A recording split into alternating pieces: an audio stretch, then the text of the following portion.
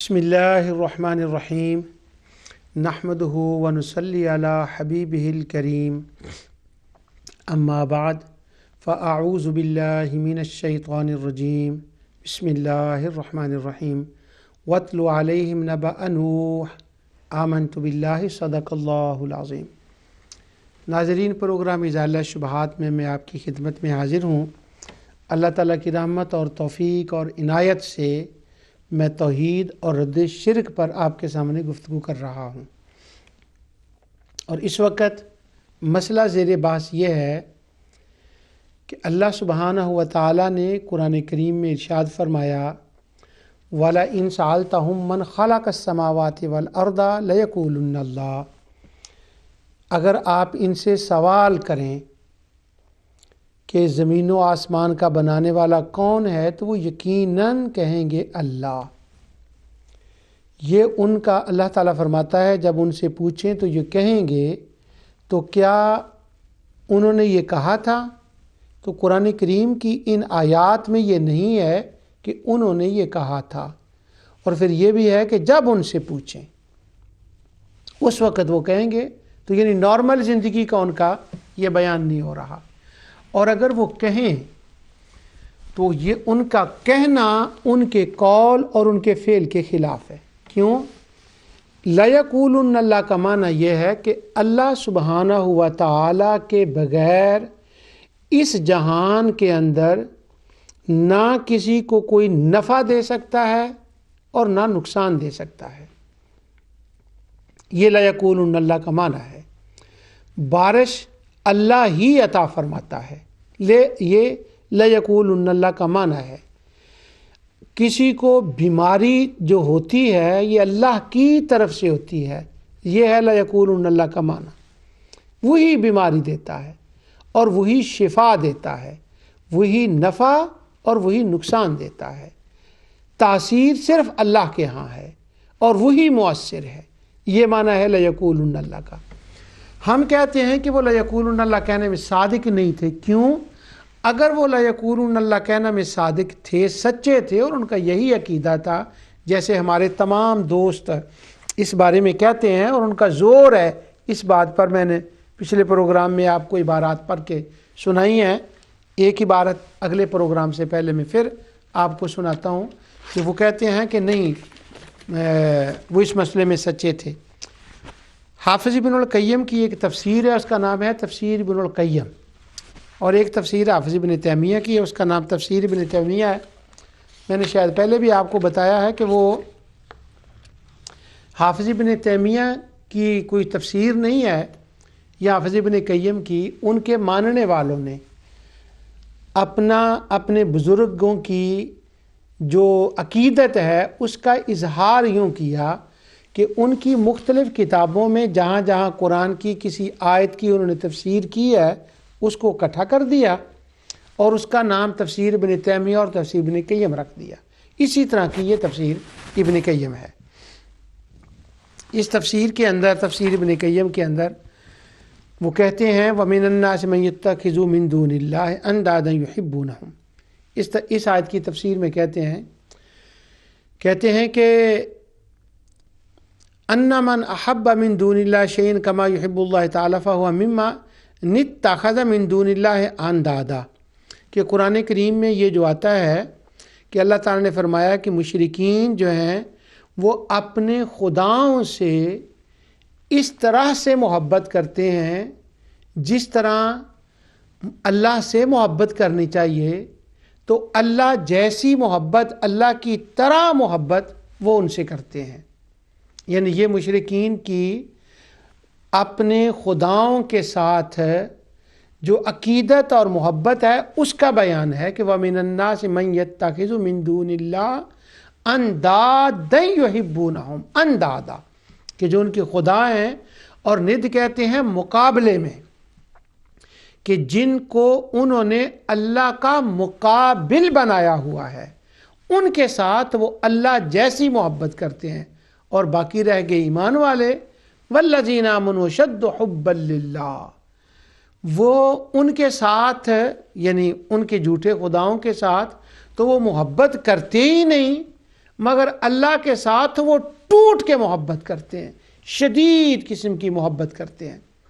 اس آیت کی تفسیر میں انہوں نے حافظ ابن قیم نے کہا ہے کہ وہ ان سے محبت کرتے ہیں، اور یہ جو اللہ کا مقابل ہے نا، اندادا کا مطلب وہ کرتے ہیں کہ جو اللہ تعالیٰ کا انداد انہوں نے بنایا ہے نا، فَهَذَا نِدٌّ فِي الْمُحَبَّةِ، یہ صرف ان کے ساتھ بس محبت ہی تھی۔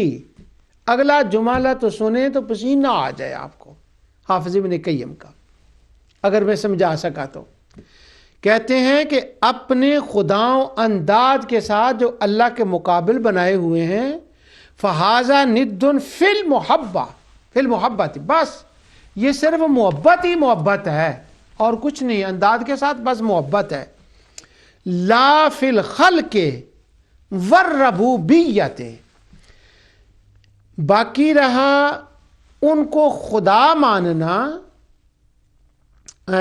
انداد جو انہوں نے بنائے ہیں، محبت کے علاوہ ان کے بارے میں جو مشرکین کا عقیدہ تھا وہ یہ بالکل نہیں تھا کہ وہ یہ مانتے ہوں کہ انہوں نے کائنات کے اندر کوئی نکی سی چیز بھی پیدا کی، چھوٹی نکی، یہ میں کسی خاص وجہ سے کہہ رہا ہوں، نکی سی چیز بھی پیدا کی ہو، یہ نہیں ان کا عقیدہ تھا۔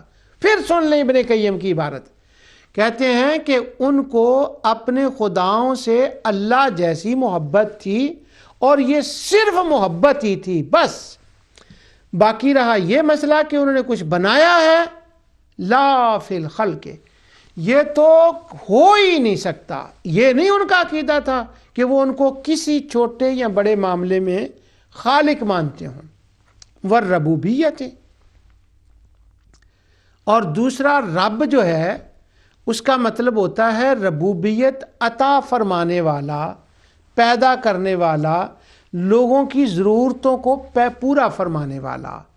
جیسے قرآن کریم میں ماں باپ کو رب کہا گیا ہے۔ کیوں رب کہا گیا ماں باپ کو؟ کہ وہ بچوں کی ہر ضرورت کو پورا کرتے ہیں۔ تو جیسے رب کا معنی ہو گیا پورا، ضرورتیں پوری کرنے والا۔ تو وہ کہتے ہیں مشرکین اپنے خداؤں سے محبت تو کرتے تھے، مگر یہ قطعی نہیں مانتے تھے کہ وہ مشرکوں کی کسی ضرورت کو ذرہ برابر پورا کرتے ہوں۔ نہ نہ نہ نہ نہ نہ نہ، مشرک یہ نہیں مانتے تھے کہ ان کی کسی ضرورت کو وہ پورا کرتے ہیں، نہ تکلیف، نہ مصیبت، نہ صحت، نہ شفاعت، نہ رزق، یہ نہیں وہ مانتے تھے۔ والربوبیت، اور پھر آگے اس کی تفسیر جو ابن قیم نے کی ہے وہ تو حیران کن ہے۔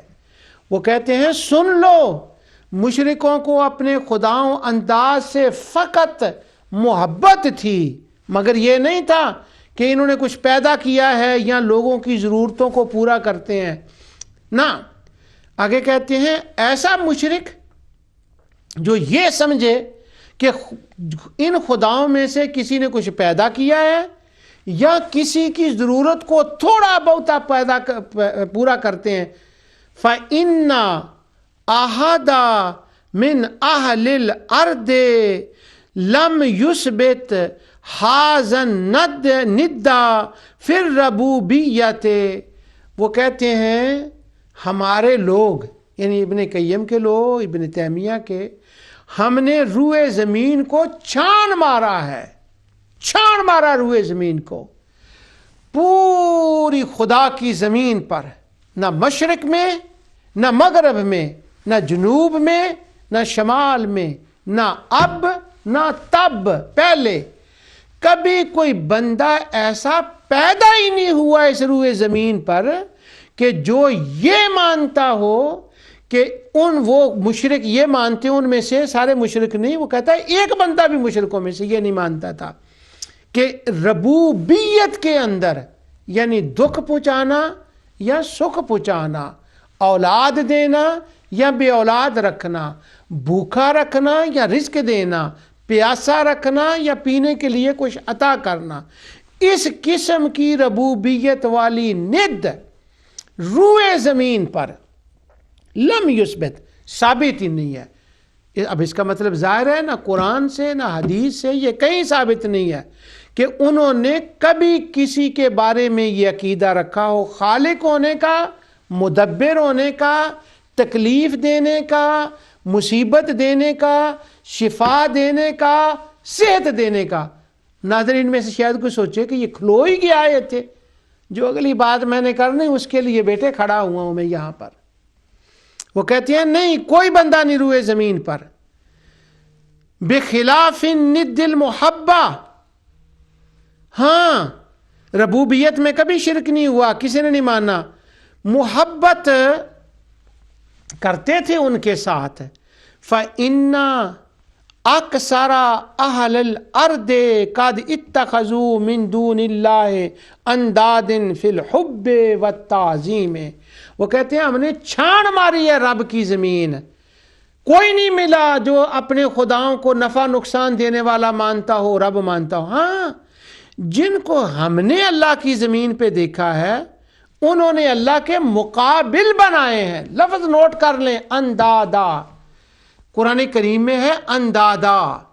انہوں نے یہ مقابل بنائے ہیں اللہ تعالیٰ کے. اور کس چیز میں مقابل بنائے ہیں؟ فی الحب والتعظیم.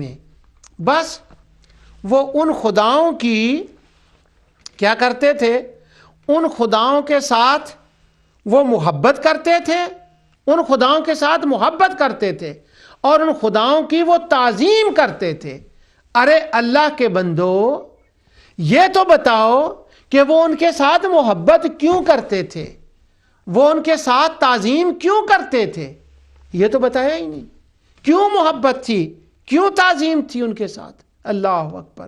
لیکن یہ بات پکی یاد کر لیں کہ وہ کہہ رہے ہیں کہ روئے زمین پر کوئی بندہ ایسا نہیں جو تکلیف میں، مصیبت میں، نفع میں، نقصان میں اپنے خداؤں کو خدا کا مقابل مانتا ہو. ہاں محبت میں. مگر میں کیا کروں، حافظ ابن القیم، یہ اصل میں عبارت حافظ ابن تیمیہ کی ہے مجموعہ فتاوی سے، جو اپنے استاد کی وہ بات کر رہے ہیں.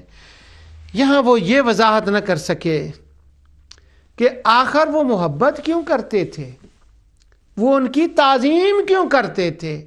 وہ سبب محبت اور سبب تعظیم یہ نہ کوئی تلاش کر سکا. 700 سال کے اندر مشرکوں کی حمایت میں، مشرکوں کی مدد میں، ان کی اعانت میں، مشرکوں کی تعریف و توصیف میں جتنی توحید کے نام پر کتابیں لکھی گئی ہیں، مجھے کم از کم ایک کی کتاب نہیں ملی یا ایک بندہ نہیں ملا جو مجھے یہ بتا سکے کہ اگر وہ ان کو نہ خالق مانتے تھے، نہ مدبر مانتے تھے، نہ نافع مانتے تھے، نہ دار مانتے تھے، نہ فائدہ نقصان کی ان سے کچھ ان کو ملتا نہیں تھا، نہ ان کو وہ توقع ان کے ساتھ رکھتے تھے، تو پھر یہ محبت کس باب میں کرتے تھے؟ کیا چیز تھی جس کے وجہ سے وہ محبت کرتے تھے؟ چونکہ حافظ ابن تیمیہ نے، حافظ ابن قیم نے اس کی کوئی وجہ نہیں لکھی، اس لیے میں اس کا ترجمہ یہ کرتا ہوں کہ وہ ان سے محبت کرتے تھے مگر ان کو خالق، مالک، مدبر، رازق نہیں سمجھتے تھے، بس ویسے ہی محبت کرتے تھے. اب ویسے ہی محبت ہوگی اس حساب سے. میں اب اس میں کیا جاؤں، اس بات کو آپ کو کیا بتاؤں. لیکن اب یہ جو بات ہے کہ وہ ربوبیت میں شریک کرتے تھے کہ نہیں، اب اس کا میں آپ کو قرآن سے پڑھ کر سناتا ہوں. آئیں شروع کرتے ہیں اس بات کو. پچھلی بار پروگرام میں نے بات یہ شروع کی تھی کہ اگر وہ اللہ تعالیٰ کو لَيَكُونُ اللہ کہنے میں سچے تھے تو اللہ کی بیوی کیوں بنائی، اس کی ذات میں کیوں شرک کیا؟ اللہ کی بیٹیاں کیوں بنائی، اللہ کی بیٹے کیوں بنائے، نعوذ باللہ من ذالک. اور سورہ قل هو اللہ کا کیا مطلب ہے؟ بھائی دوے میں چلتے چلتے جو اللہ تعالیٰ کی ذات کے ساتھ، لفظ اللہ کے ساتھ قرآن میں شرک آیا، شرک کا لفظ آیا، وہ چند مقامات میں آپ کو بتا دیتا ہوں. پھر میں واپس اس مضمون پر آتا ہوں کہ مشرکین اپنے خداؤں کے ساتھ محبت فیشنی نہیں کرتے تھے، وہ ان کو مؤثر مانتے تھے، فائدہ نقصان کا مالک مانتے تھے۔ یہ کہتے ہیں نا کہ کبھی کو بندہ ہمیں تو ملا ہی نہیں، آپ کو نہیں ملا، میں دکھاتا ہوں، قرآن سے دکھاتا ہوں کہ کیا مانتے تھے وہ مؤثر والی بات میں بعد میں کرتا ہوں۔ اب میں 2-3 آیتیں آپ کو بتاتا ہوں۔ اللہ دیکھیں وہ ذات کے ساتھ شرک کر رہے ہیں، اللہ کی ذات کے ساتھ۔ تو یقولون اللہ میں صادق کیسے ہو گئے یہ کہنے میں؟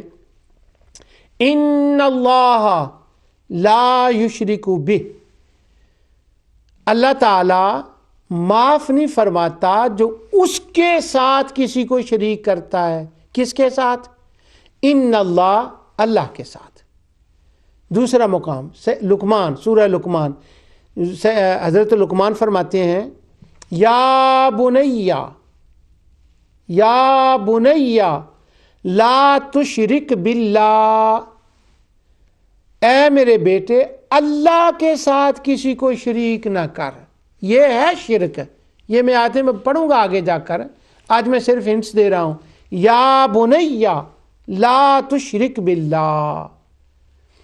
سیدنا یوسف علیہ السلام فرماتے ہیں واتبعت ملۃ آبائی ابراہیم و اسحاق و یعقوب، میں اس ملت کو ماننے والا ہوں جو یہ کہتے تھے ما کان لنا ان نشرک باللہ، اللہ کے ساتھ کسی کو شریک نہیں کرنا۔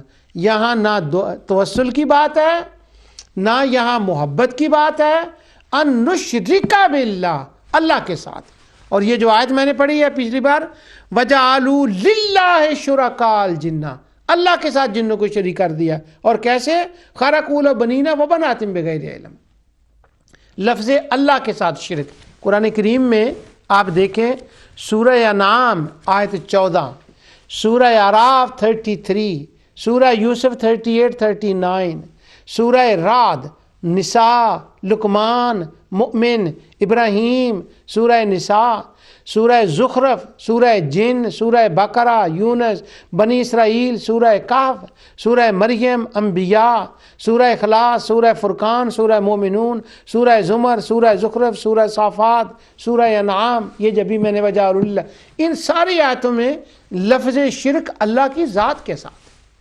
یعنی وہ کہتے ہیں ہمیں روئے زمین پہ کوئی نہیں ملا، پتہ نہیں کہاں ڈھونڈا ہے، کیوں نہیں ملا؟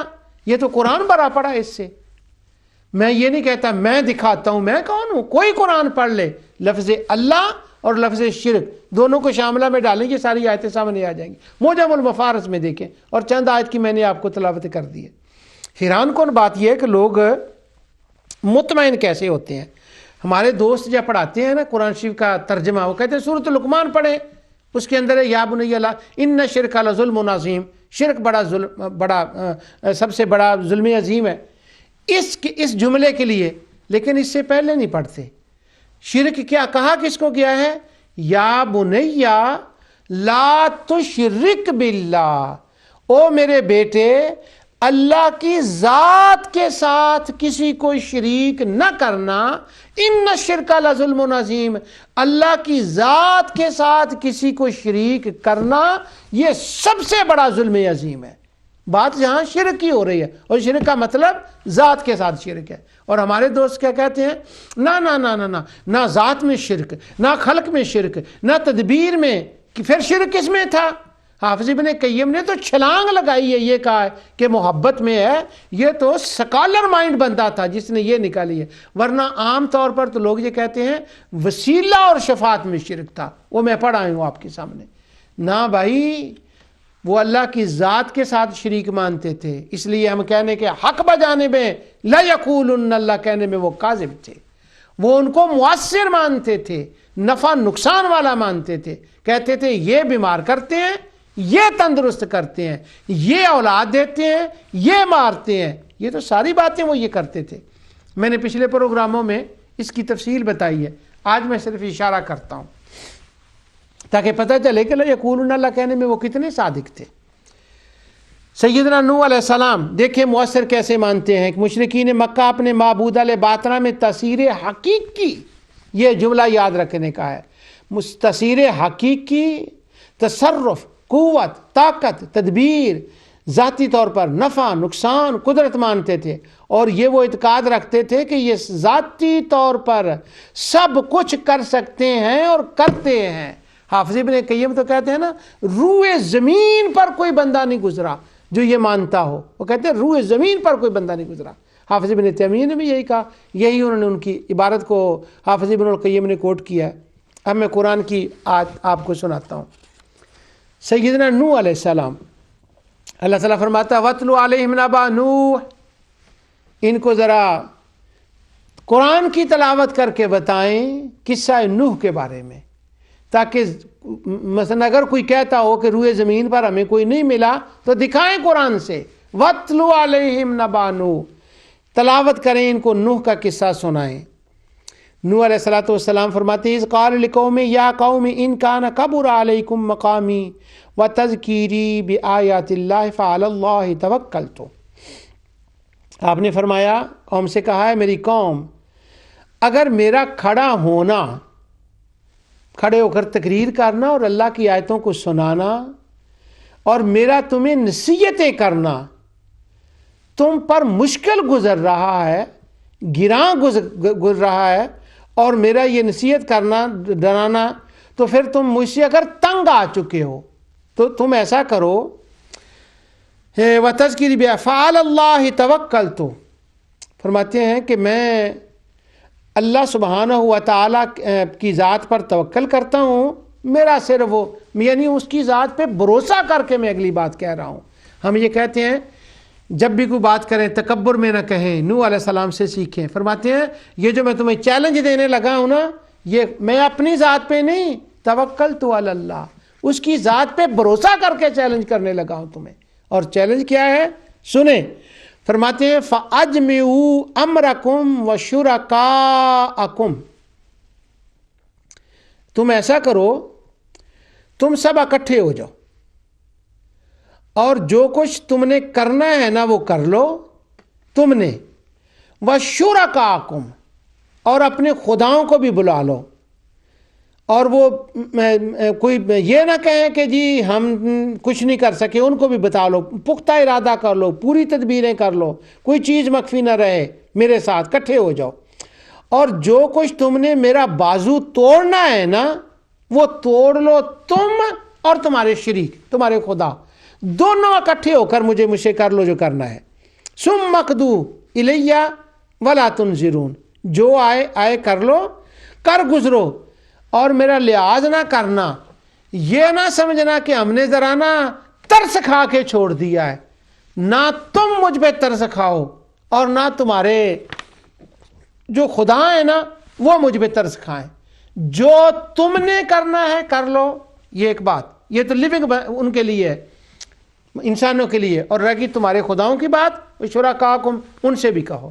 اب سوال یہ پیدا ہوتا ہے، سیدنا نوح علیہ السلام پہلے رسول ہیں، شرع لکم من الدین ما وصی بہ نوحا، پہلے رسول ہیں نوح علیہ السلام، اور وہ فرما یہ رہے ہیں کہ اپنے خداؤں سے کہو جو تم نے کرنا ہے میرا کر لو، مجھے نقصان پہنچا دو اور میرا مہلت نہ دو، میرا لحاظ نہ کرنا۔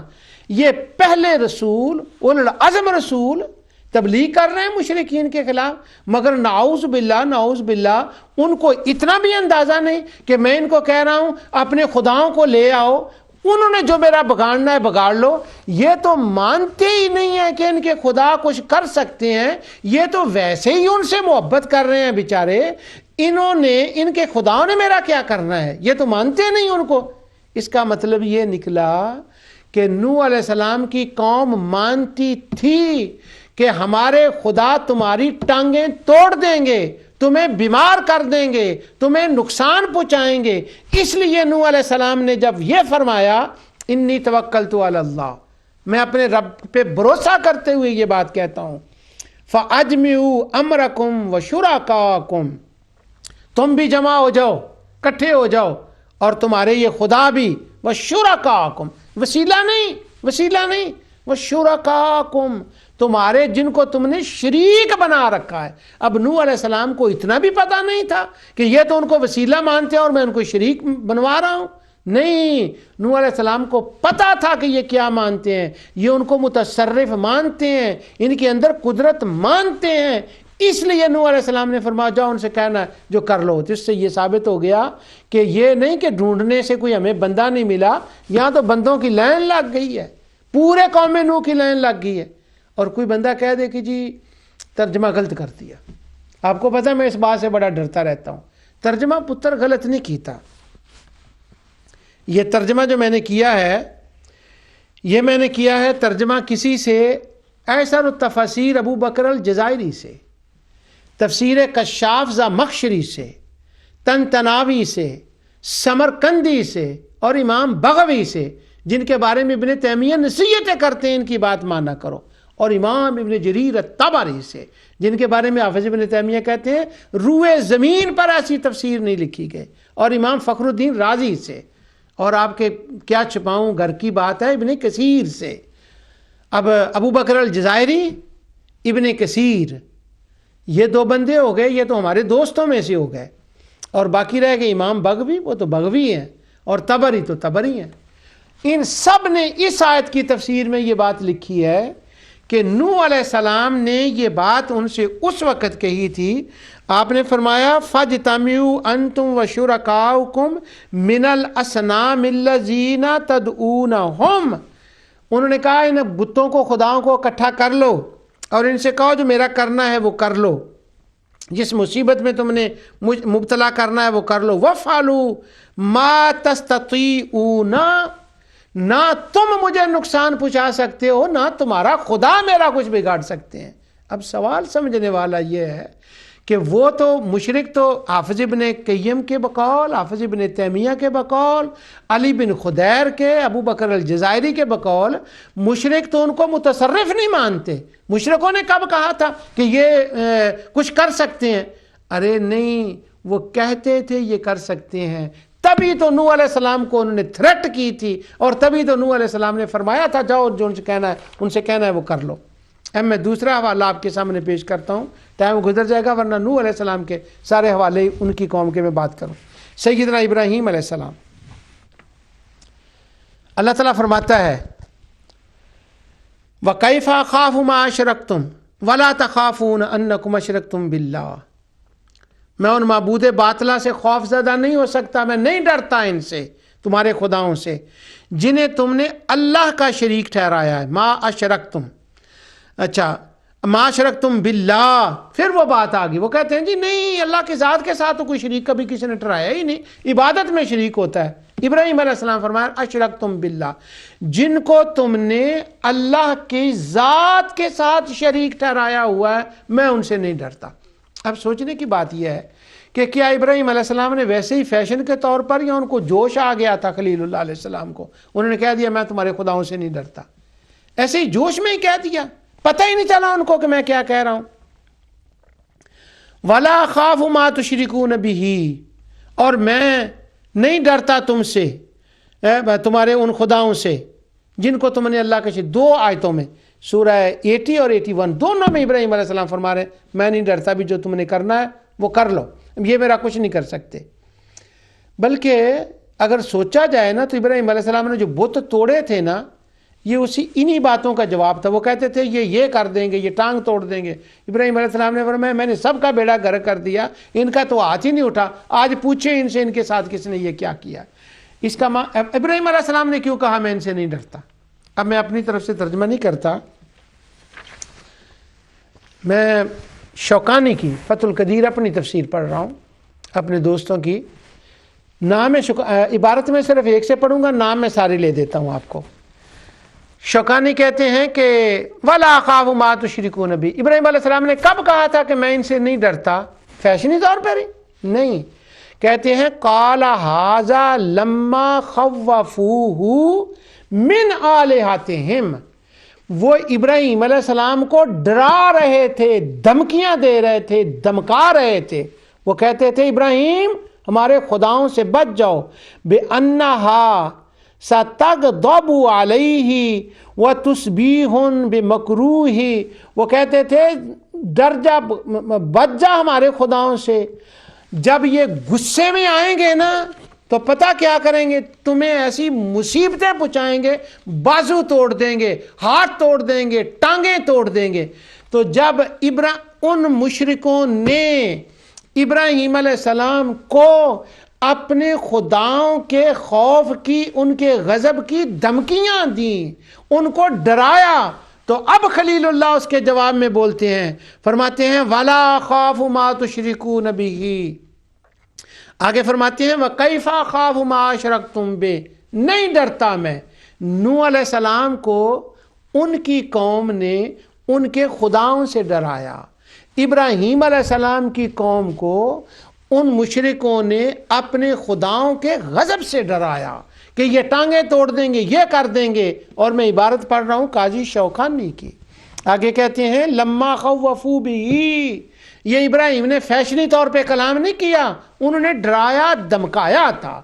اب ہمارے دوست کہتے ہیں ہمیں تو کبھی روئے زمین پر کوئی بندہ نہیں ملا جو یہ مانتا ہو کہ ان کے خدا کچھ ربوبیت میں کر سکتے ہیں، ہاں نہیں ملا، لیکن قرآن میں تو مل جاتا ہے نا۔ میں کوئی پھونڈ نہیں مارتا کہ میں دکھاتا ہوں، قرآن میں تو لکھا ہوا ہے نا۔ تو وہ کہتے ہیں، پھر میں پڑھتا ہوں کہ قال ھذا لما خوفوا من آلہتہم بانھا ستغضب علیہ وتصبح بمکروہ، وہ ڈراتے تھے، دھمکاتے تھے ان کے غضب سے بچ جاؤ۔ اب یہ پڑھی ہے میں نے عبارت شوکانی سے، لیکن ساتھ میں 2-4 نام اور بتا دیتا ہوں، سب تفسیروں میں آپ کو مل جائے گا، لیکن ایک تفسیر اور سن لیں۔ ایسر التفاسیر ابو بکر الجزائری، یعنی حیران کن بات یہ ہے کہ ایک آیت کی تفسیر میں ابو بکر الجزائری یہ کہہ رہے ہیں کہ جی وہ لا ربا سوا ہو، وہ کسی کو نہیں مانتے تھے۔ یہ پچھلی آیت کی تفسیر میں وہ کہہ رہے ہیں کہ وہ موحد تھے ربوبیت میں، ورب کل شے یعتقدون ان اللہ رب کل شے ولا رب سوا ہو، وہ نہیں مانتے تھے ربوبیت میں کسی کو نہیں۔ اور یہاں وہ خود کہہ رہے ہیں کہ قال ھذا لما خوفوا من آلہتہم بانھا ستغضب علیہ وتصبح بمکروہ، وہ کہہ رہے تھے ان کی چال سے بچ جاؤ، بمکروہ، یہ غضب میں آ گئے تو قید میں آ گئے، بیڑا غرق کر دیں گے۔ یہی اثر و تفسیر ابو بکر الجزائری سے پڑھ رہا ہوں۔ امام طبری نے اس کی تفسیر کے اندر یہ لکھا، ابن کثیر نے یہ لفظ لکھے، اور فخر الدین رازی انہوں نے یہ لکھے، اور اسد ابو حامد نے لکھے، علامہ سمرقندی۔ بس بہت ہو گیا، آگے میں چلتا ہوں۔ اب میں بتا کہتے ہیں کوئی ہمیں روئے زمین پہ نہیں ملا جو یہ مانتا ہو۔ اب میں نے پچھلی بات میں دہراؤں آپ کو، اس وقت میں نے آپ کو کہا تھا کہ کوئی مجھے ناظرین میں سے کہے گا یہ تو لے کے ہی بہ گیا ابن قیم دی عبارت نو، اس لیے لے کے بیٹھا تھا کہ میں ذہن نشین یہ بات کرانا چاہتا تھا کہ وہ کہتے ہیں نفع نقصان کے بارے میں کبھی روئے زمین پر کسی مشرک نے ماننا ہی نہیں۔ اگر ماننا نہیں تو خلیل کیا کہہ رہے ہیں، ابراہیم علیہ السلام کیا کہہ رہے ہیں؟ کیا ابراہیم علیہ السلام کو اتنا بھی نہیں پتا تھا کہ یہ تو ربوبیت میں شریک نہیں کرتے، یہ تو مانتے ہیں کہ یہ کچھ کر نہیں سکتے، تو وہ کہتے ہیں وَلَا خَافُ مَا تُشْرِكُونَ بِهِ، جن کو تم نے اللہ کا شریک بنایا میں ان سے نہیں ڈرتا۔ یہ کیوں کہا؟ یہ اس کی وضاحت ترجمہ میں نے کر دیا۔ اب قرآن کی دوسری آیت سنیں نا جی۔ اچھا، اب یہاں میں سوال کرتا ہوں، اللہ تعالیٰ فرماتا ہے اگر ان سے آپ پوچھیں لا یقولن اللہ، تو یہ کہیں گے سب کچھ اللہ کرتا ہے، ایک طرف یہ اور ایک طرف وہ، تو آپ بتائیں وہ لا یقولن اللہ کہنا میں صادق ہوئے یا کاذب ہوئے؟ اب سنی کون ہوا؟ اب سنی کون بنتا ہے؟ وہ کہتے ہیں، انہوں نے کہا تھا اما اہل السنت فیقولون ہم یقرون بالقلب واللسان، وہ اندر باہر سے اللہ کو خالق مدبر مان رہے ہیں اور صرف اللہ کو مان رہے ہیں۔ سنی وہ ہوتا ہے۔ اب ذرا بتائیں، اسے پتہ نہیں وہ بیچارہ کیا کہہ بیٹھا۔ نوح علیہ السلام سنی تھے کہ نہیں؟ ابراہیم علیہ السلام سنی تھے کہ نہیں؟ وہ کہتے ہیں اہل البدع یہ مانتے ہیں۔ اب یہاں کون بدعتی بن رہا ہے؟ شوکانی بدعتی بن رہا ہے، ابن کثیر بدعتی بن رہا ہے، طبری بن رہا ہے، امام فخر الدین رازی کا تو چلو بدعتی انہوں نے پہلے بھی کہا ہوا ہے، اسد حامد بن رہے ہیں۔ کن کو بدعتی بنا؟ امام طبری کو کہیں گے، جن کے بارے میں علامہ ذہبی کہتے ہیں ان کی تفسیر حاصل کرنے کے لیے اگر کوئی عرب سے چائنا تک کا سفر کرے پوری دنیا کا تو یہ سستا ہے۔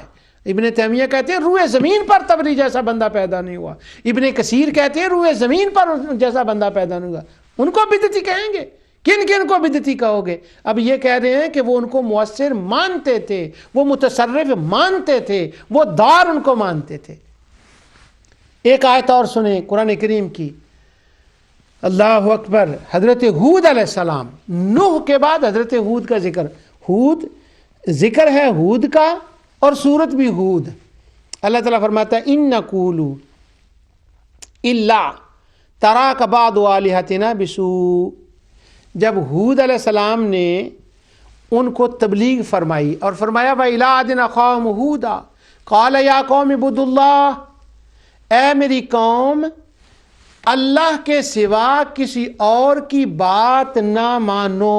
یہ عبادت کا معنی کر رہا ہوں، اللہ کے سوا کسی اور کی اطاعت نہ کرو، اور اللہ کے سوا کسی کے سامنے جھکو ہی نہ۔ کیوں نہ جھکو؟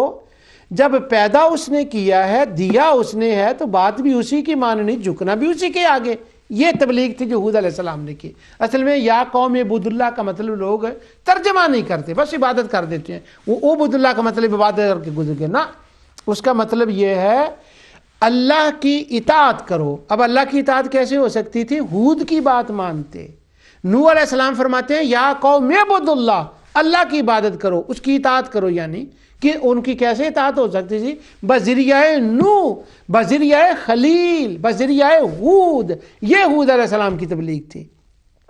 میری بات مانو، انی لکم رسول امین، میں امین ہوں، جو کچھ اس نے مجھے دیا ہے نا اسی طرح تمہارے سامنے پہنچا رہا ہوں۔ آگے سے وہ کہتے ہیں یہ کچھ نہیں، ان کی نہ اطاعت کرو اور نہ ان کے آگے جھکو۔ اب ہود علیہ السلام یہ کہہ رہے ہیں تو آگے سے وہ پتہ کیا کہتے ہیں؟ کہتے ہیں ان نقول الا تراکا بعض آلہتنا بسوء۔ آگے سے وہ کہتے ہیں یہ تمہاری باتیں سن کے ہم اس کے سوا کیا کہہ سکتے ہیں؟ بس ہمارے ذہن میں تو ایک ہی بات آتی ہے آپ کی یہ باتیں سن کے، کہ جو تم کہتے ہو تمہاری بات مانیں، اللہ کی اطاعت کریں تمہارے ذریعے سے، اسی کے آگے ہمارے سامنے تو ایک ہی بات آتی ہے۔ ہم ایک اس نتیجے پہنچے ہیں کہ ہوا یوں ہے کہ جب تو نے ہمارے خداؤں کے خلاف باتیں کی ہیں نا، تو یہ ان میں سے کوئی ایک خدا غضب میں آ گیا۔ سنیں، یہ کہتے ہیں متصرف نہیں مانتے، ان کے اندر روح بھی نہیں، کچھ نہیں مانتے تھے۔ ہمیں تو روح زمین پہ کوئی پتہ نہیں۔ یہ بندے میں بتاتا ہوں، لائن لگا دوں گا بندوں کی، کیوں نہیں ملتے بندے جی؟ وہ کہتے ہیں ان نقول الا تراکا بعض آلہتنا، ہمارے خداؤں میں سے کسی نے جو غضب میں آیا ہوگا، اس نے کیا کیا؟ اس نے تمہیں بیماری میں مبتلا کر دیا، تمہیں بیمار کر دیا۔ اور اس کا معنی بسو کے معنی ہے بیماری میں، کوئی کہتا تھا ان کے دماغ میں خلل آ گیا، نعوذ باللہ، مجنون ہو گیا، پاگل ہو گیا۔ بیمار کس نے کیا؟ بعض آلہتنا بسو، ہمارے خداؤں میں سے کسی نے تمہیں بیمار کر دیا۔ اب ہمارے دوست کیا کہتے ہیں؟ کہتے ہیں لا ربا سوا ہو، اللہ کے سوا تو کبھی مشرکوں نے کہا ہی نہیں تھا کہ کوئی اور بھی کسی کو بیمار کر سکتا ہے۔ نا نا نا نا نا نا، یہ بات نہ کرنا۔ مشرک یہ نہیں کہتے تھے، وہ تو لا یقولن اللہ کے قائل تھے، وہ تو کہتے تھے جو کرتا ہے اللہ ہی کرتا ہے۔ اگر یہ اس بات میں وہ صادق تھے، یہی کہتے تھے، ابھی تو وہ میں آیتیں پڑھ کے بتاؤں گا کہ اس آیت کے بعد کیا لکھا ہے، اور کچھ میں نے حوالے دے دیے مفتی مختار صاحب اور مفتی احمد یار خان نعیمی رحمۃ اللہ علیہ، مرزا مظہر جانا رحمۃ اللہ علیہ کے حوالے سے کچھ باتیں میں نے کی ہیں۔ ابھی تو میں آیتیں میں نے وہ پڑھنی ہے نا جی، کوئی بندہ نہیں تھا، یہ بندے نہیں ہیں۔ ان نقول الا تراکا بعض آلہتنا بسوء، ہمارے خداؤں میں سے کسی نے تمہیں دماغی خلل میں مبتلا کر دیا، بیمار کر دیا، بیماری میں مبتلا کر دیا۔ اب ہود علیہ السلام اس کے جواب میں فرماتے ہیں قال انی اشہد اللہ وشہدوا، واہ واہ واہ، بے شک میں اللہ کو گواہ بناتا ہوں اور تم بھی گواہ بناؤ، انی بریء مما تشرکون، ان کا جن کا تم کہہ رہے ہو نا کہ یہ اللہ کے شریک ہیں اور انہوں نے میرا کچھ بگاڑا ہے، میں ان کو اللہ کا شریک نہیں مانتا، میرا ان سے کوئی تعلق نہیں ہے۔ اب بے سو کو اور تشرکون کو جوڑے نا تو معنی یہ بنے گا وہ کہہ رہے ہیں انہوں نے کچھ کیا ہے۔ حود علیہ السلام کہتے ہیں میرا اللہ جو کرنے والا ہے، تم بھی گواہ ہو، جو میں گواہی دیتا ہوں، یہ مجھے کچھ نہیں کر سکتے، نہ انہوں نے کیا ہے اور نہ میں ان کو شریک مانتا ہوں۔ دونوں باتیں مسو کے ساتھ ملانے سے آ جاتی ہیں۔ اب لوگ کہتے ہیں جی نہیں، کوئی ہمیں نہیں ملا بندہ۔ اب میں عبارت یہ ابن کثیر سے پڑھنے لگا ہوں۔ ویسے یہ پہلے میں عبارت پڑھ دوں پھر بعد میں اہل علم کے نام بتاتا ہوں، تاکہ وہ جو کہتے ہیں نا انہوں نے کہا تھا وہ تو سنی ہی نہیں ہے جنہوں نے یہ لکھا، پھر ان کو بھی پتہ چل جائے یہ تو اہل بدعت ہے، تاکہ بدعت کا لفظ وہ میں نے پچھلے پروگرام میں کہا تھا بات لوگ کر دیتے ہیں سنبھال نہیں سکتے، اب پتر سنبھالو ذرا۔ کہا ہے کہ بدعتی لوگ یہ کہتے ہیں کہ وہ اوپر سے کہتے تھے اور ان کا عمل اس کے خلاف تھا، یہ بدعتیوں کا قول ہے۔ اب سنیں کون کہتا ہے کہ جو مشرک تھے وہ اوپر سے مانتے تھے، اپنے فعل اور اپنے اعتقاد میں وہ سچے نہیں تھے۔ اب وہ باتیں تو آگے جا کے آئیں گی، میں اس کے حوالے سے وہ آگے حوالے دوں گا۔ اب یہاں متصرف کے معنی تک اکتفا کر لے۔ ابن کثیر کہ ان نقول الا تراک بعد کہتے یقولون ما نظن الا ان بعد الالہۃ اصابک بجنون وخبل فی عقلک بسبب نہیک۔ وہ کہتے ہیں مشرک نے کہا کہ ہم یہ کہتے ہیں، ابن کثیر حافظ ابن قیم کہتے ہیں کہ ہمیں تو کوئی بندہ ہی نہیں ملا۔ البدایہ والنہایہ کے اندر حافظ ابن کثیر نے لکھا ہے، حافظ ابن القیم کے ترجمے میں کہتے ہیں میرا یار سی ابن قیم، ہم اکٹھے رہتے تھے۔ اور پھر آگے حافظ ابن کثیر نے البدایہ والنہایہ میں ابن قیم کے ترجمے میں لکھا ہے ابن قیم کی کئی لوگوں سے دوستی تھی، پر جتنا وہ مجھے اپنا یار سمجھتے تھے نا پکا، ایسا پورے شام میں کسی کو اپنا دوست نہیں سمجھتے تھے جتنا میں ان کا یار تھا۔ تو وہ کہہ رہے ہیں کہ مجھے کوئی بندہ نہیں ملا، حافظ ابن قیم کہتے ہیں روئے زمین پر۔ میں حیران ہوں کہ ابن کثیر ہمیشہ ساتھ رہتا تھا۔ اگر ابن کثیر سے پوچھ لیتے تو وہ بتا دیتے کہ ہاں میں تمہیں بتاتا ہوں وہ کون بندے تھے جو ربوبیت میں شریک مانتے تھے اور کیوں ان کا ادب کرتے تھے، کیوں محبت کرتے تھے، کیوں تعظیم کرتے تھے، یہ حافظ ابن کثیر بتا دیتے۔ معلوم نہیں کیوں نہیں پوچھا۔ ابن کثیر کہتے ہیں یقولون، مشرکوں نے کہا ما نظن، بس ہم تو یہی سوچتے ہیں کہ ہمارے خداؤں میں سے بعض خداؤں نے اصابک بمجنون، یہ تمہارے جو جنون پن کی مصیبت میں نا تمہیں مبتلا، اس میں جنون میں مبتلا کر دیا، وخبل فی عقل کا، تمہارا دماغ خراب کر دیا۔ یہ جو فساد آ گیا نا تمہارے اعضاء میں، تمہیں کچھ اور صحیح نظر نہیں آتا، کچھ اور بات ہے تم نہیں دیتے، عقل میں ان چیزوں میں جو فساد ہے نا، جن مصیبتوں میں تم آ گئے ہو، یہ بے سبب نہ یہ کا، اس کا سبب یہ ہے کہ تو ان کے بارے میں یہ کہتا ہے ان عبادتہا وعیبک لہا، ان کے تو عیب نکالتا ہے کہ یہ کر کچھ نہیں سکتے، یہ ہے، ان کے اندر طاقت نہیں، قدرت نہیں، اس وجہ سے یہ ناراض ہو کے تمہارا یہ انہوں نے کام کر دیا۔ قرآن سے بھی آ گیا، اب میں نے ترجمہ غلط نہیں کیا۔ اب سن لے دو تین اور۔ جامع البیان امام طبری کے یہی لفظ ہیں، طنطاوی کے ہیں، زمخشری کے ہیں، سمرقندی کے ہیں، اب میں ایک امام بغوی کے ہیں، اور آخری نام سنیں گے تو حیران ہو جائیں گے، ابو بکر الجزائری کے ہیں۔ ابو بکر جزائری نے اسی آیت کی تفسیر میں یہ لکھا کہ وہ خدا کو، اپنے خداؤں کو متصرف، مصیبت میں مبتلا کرنے والا مانتے تھے۔ میں اس کے اوپر اور کچھ نہیں کہہ سکتا۔ وہ کہتے ہیں جی وسیلہ مانتے تھے، یہ وسیلہ مان رہے ہیں، یہ شفاعت مان رہے ہیں، نہ جی وسیلہ وسیلہ وسیلہ وسیلہ، یہ وسیلہ ہے۔ وہ کہہ رہے ہیں ہمارے خداؤں نے تمہیں پاگل کر دیا، مصیبت میں ڈال دیا۔ یہ کہتے ہیں نہیں تمہیں سمجھ نہیں آئی، وہ صرف یہ بات تھی، خداؤں کے بارے میں صرف اتنی سی بات مانتے تھے کہ دعاؤں میں کہتے تھے اللہ ان کے صدقے سے تو دعاؤں کو جو ہے نا وہ قبول کر لے۔ نعوذ باللہ۔ آقا دو جہاں صلی اللہ علیہ وسلم کی بات اب میں آپ کو سناتا ہوں۔ سورہ اعراف، اللہ تعالیٰ فرماتا ہے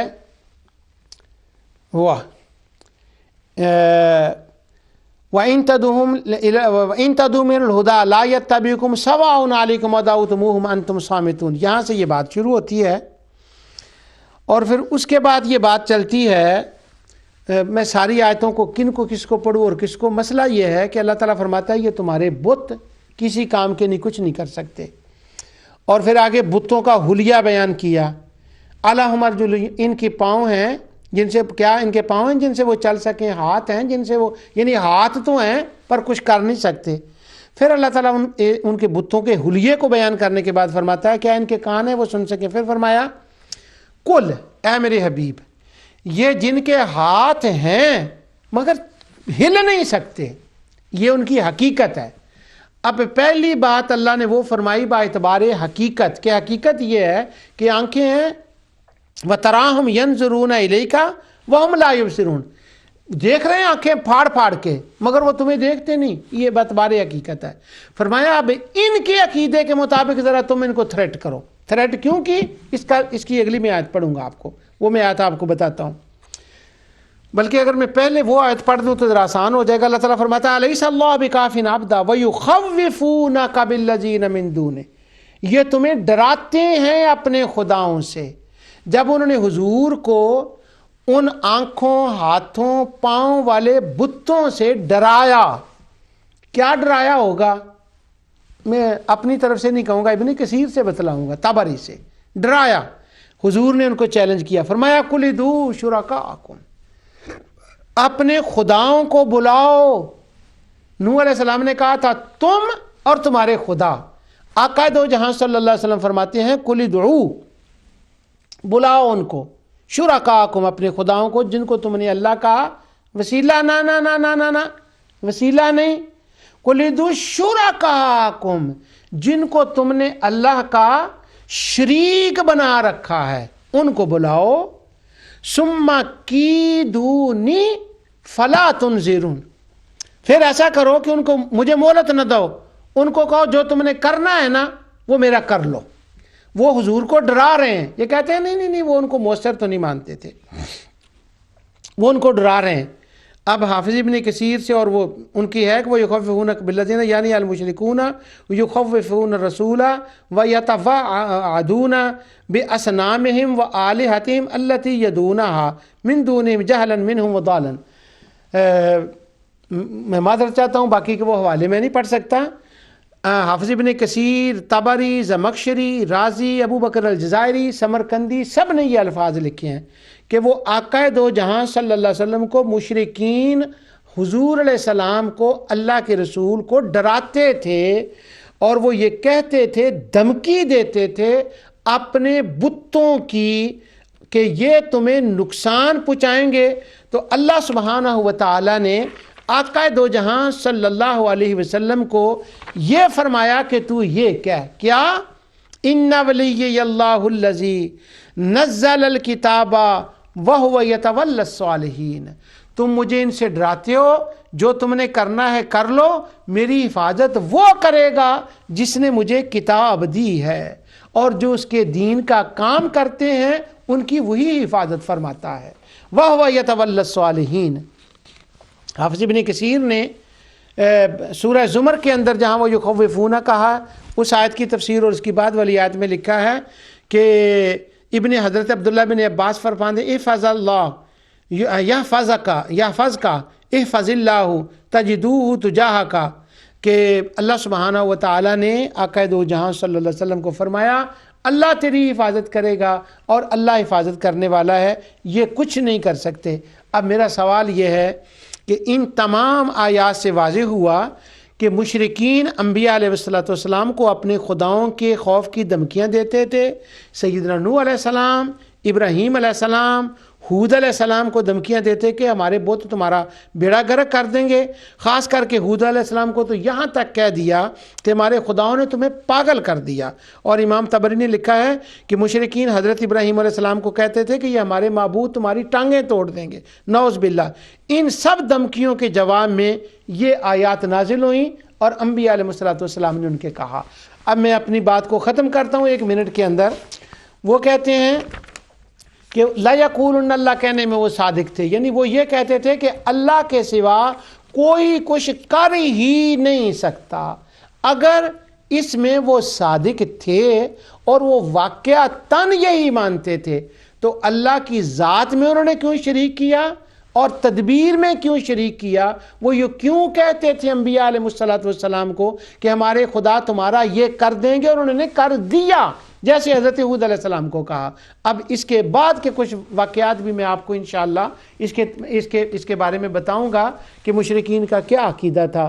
اور حافظ ابن قیم کی تحقیق کو میں سلام کرتا ہوں کہ وہ یہ کہتے ہیں کہ پوری روئے زمین پر وہ کہتے ہیں لم یثبت ھذا النداء فی الربوبیۃ بخلاف النداء المحبہ فإن اکثر اہل الارض قد اتخذوا من دون اللہ اندادا فی الحب والتعظیم۔ کہتے ہیں روئے زمین میں نے چھان ماری ہے، کوئی بندہ ایسا نہیں مجھے ملا جو یہ کہتا ہو کہ ان کے خدا کچھ کر سکتے ہیں۔ ربوبیت میں کبھی کسی نے شریک نہیں مانا، وہ تو ویسے ہی ان سے محبت بھی کرتے تھے، وہ تو ویسے ہی ان کی تعظیم بھی کرتے تھے۔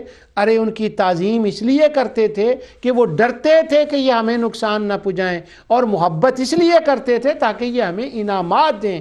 تو وہ جس طرح سے ربوبیت میں شرک کرتے تھے، اسی طرح الوہیت میں شرک کرتے تھے۔